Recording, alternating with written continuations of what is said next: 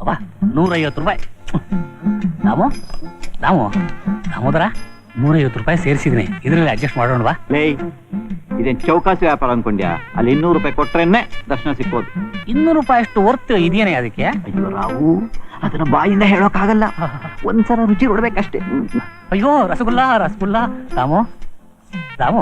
ದಾಮೋದರ, ನನ್ನ ಸಂಬಳದಲ್ಲಿ ಒಂದು 50 ರೂಪಾಯಿ ಕೊಡಯ್ಯ. ಲೇ, ಇಲ್ಲಿ ನಿನ್ನ ಅಕೌಂಟ್ ಎಲ್ಲಿದೆ? ಸಂಬಳ ಎಲ್ಲ ಸೀದಾ ನಿನ್ ಹೆಂಡತಿ ಕೈಗೆ ಹೋಗುತ್ತೆ. ಮಾವ, ನಿನಗಿನ್ನ ಬರ್ಲಿಲ್ವಾ ಸಾವ? ಮಗಳನ್ನೂ ಕೊಟ್ಟು ಕೆಲಸನೂ ಕೊಡಿಸ್ತೆ, ಆದ್ರೆ ಸಂಬಳ ಮಾತ್ರ ಅವಳ ಕೈ ಸೇರೋ ಹಾಕಿ ಮಾಡ್ಬಿಟ್ಟೆ. ಇದಕ್ಕೆ ನಮ್ಮ ಯಜಮಾನ್ರು ಒಪ್ಕೊಂಡ್ಬಿಟ್ರು. ದುಡಿಮೆ ನಂದು, ಧಾರವಾಡ ಅವಳದು.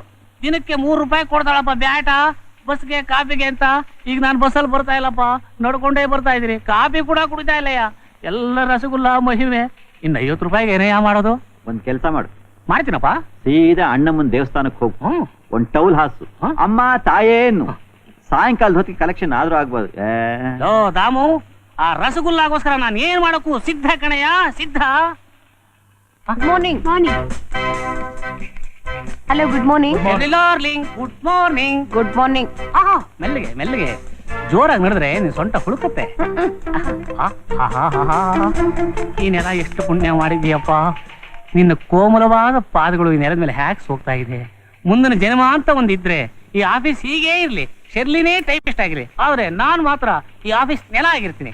ಆಗ ನಿನ್ನ ಮೃದುವಾದ ಪಾದಗಳು ನನ್ನ ಮೈ ಮೇಲೆಲ್ಲ ಓಡಾಡ್ತೆ. ಅಷ್ಟೊಂದು ಆಸೆ. ಕೋಪ ಬಂತ? ಬರೀ ಕೋಪ ಬರ್ಲಿಲ್ಲ, ನಿಮ್ಮನ್ನ ನೋಡಿದ್ರೆ ಅಸಹ್ಯ ಆಗುತ್ತೆ. ಸಾಲ ಹಾಕ್ತೆ. ನೀನ್ ಕೋಪ ಮಾಡ್ಕೊಂಡ್ರು ಸರಿ, ಶಾಪ ಹಾಕಿದ್ರು ಸರಿ, ಒಟ್ನಲ್ಲಿ ನಮ್ಮಿಬ್ರಿಂದ ಚಿಕ್ಕ ಪಾಪ ಆಗ್ಬೇಕಷ್ಟೇ. Shut up and get out. Yes thank you. ಇವತ್ತು ನನ್ನ ಹೆಣ್ಣು ಮಕ್ಕ ನೋಡ್ಬಿಟ್ಟೆ.